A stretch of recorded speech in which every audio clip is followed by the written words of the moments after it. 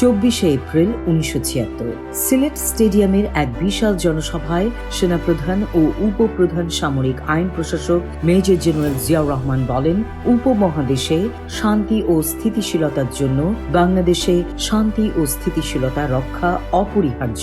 তিনি বলেন, উপমহাদেশে শান্তিপূর্ণ পরিবেশ রক্ষায় অবদান রাখতে বাংলাদেশ প্রতিশ্রুতিবদ্ধ। জেনারেল জিয়া বলেন, যদি বাংলাদেশের শান্তি বিঘ্নিত হয় অবশ্যই তাতে গোটা উপমহাদেশের শান্তি ও স্থিতিশীলতা বিঘ্নিত হবে। মুক্তিযুদ্ধে বীর শহীদদের প্রতি শ্রদ্ধা জানিয়ে সেনাপ্রধান বলেন, 9 মাস ব্যাপী যুদ্ধে বিপুল ত্যাগের মধ্য দিয়ে বাংলাদেশ তার স্বাধীনতা অর্জন করেছে। বাংলাদেশ টিকে থাকার জন্যই এসেছে এবং যে কোনো মূল্যে দেশের স্বাধীনতা এবং সার্বভৌমত্ব রক্ষা করা হবে।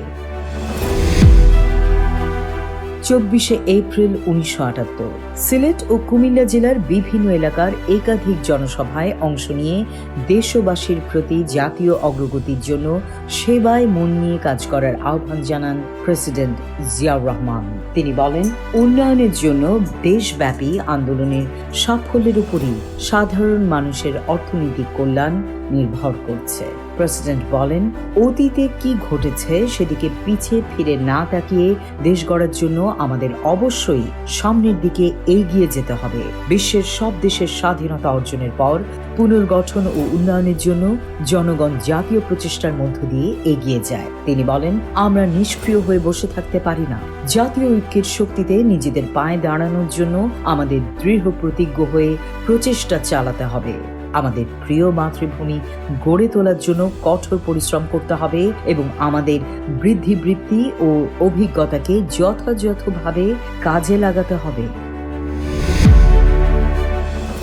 24 এপ্রিল 1979 নেদারল্যান্ডসের প্রধানমন্ত্রী মিস্টার অন্দ্রিস ফন আগত্রে দেয়া নৈশভোজ অনুষ্ঠানে প্রেসিডেন্ট জিয়াউর রহমান বলেন, তৃতীয় বিশ্বের বিপুল জনগোষ্ঠী যদি দারিদ্র্য ও অর্থনৈতিক স্থবিরতায় ভোগে তাহলে পরস্পর নির্ভরশীল এই বিশ্বের একাংশে শান্তি ও সমৃদ্ধি অক্ষুণ্ণ থাকতে পারে না। তিনি বলেন, আমি আশা করি যে শিল্পোন্নত দেশগুলো একটি ন্যায্য ও নতুন অর্থনৈতিক ব্যবস্থা গড়ে তোলার জরুরি প্রয়োজনীয়তা উপলব্ধি করবে এবং আসন্ন আংস্টাড ও অন্যান্য ফোরামে যেসব প্রস্তাব তোলা হবে তার প্রতি সাড়া দিয়ে শিল্পোন্নত দেশগুলো প্রজ্ঞা ও দূরদৃষ্টির পরিচয় দেবে। এদিকে আজ হেগ-এ কর্মব্যস্ত একটি দিন কাটান প্রেসিডেন্ট জিয়াউর রহমান। বোল্ডার উন্নয়ন সংস্থা ও পানি প্রবাহ গবেষণাগার সহ ফিলিপস টেলিযোগাযোগ শিল্প পরিদর্শন করেন তিনি। 24 এপ্রিল 1980 বান্দং স্মারক গ্রন্থের জন্য প্রেরিত এক বাণীতে প্রেসিডেন্ট জিয়াউর রহমান বলেন, বান্দং এর আদর্শ আমাদের 25 বছরের ঘাত প্রতিঘাত মুছে ফেলতে সাহায্য করেছে ও শান্তি এবং ন্যায্য ও অধিকতর সুষম আন্তর্জাতিক ব্যবস্থা কায়েমের অভিন্ন অন্বেষায় এগিয়ে যেতে সাহায্য করেছে। বাণীতে তিনি বলেন, শান্তিপূর্ণ ভবিষ্যৎ আনয়নের অভিন্ন আশায় ইন্দোনেশিয়ার মহান জনগণ এবং বিশ্বের কোটি কোটি মানুষের সঙ্গে বাংলাদেশের মানুষও সমানভাবে অংশীদার। প্রেসিডেন্ট বলেন, 25 বছর আগে ইন্দোনেশিয়ায় আয়োজিত এ আফ্রো এশীয় সম্মেলনে 29টি দেশ অংশগ্রহণ করেছিল। এই সম্মেলন উপনিবেশবাদ শাসন থেকে তৃতীয় বিশ্বের জনগণের মুক্তি সংগ্রামের ইতিহাসে একটি যুগান্তকারী অধ্যায়ের সূচনা করেছিল।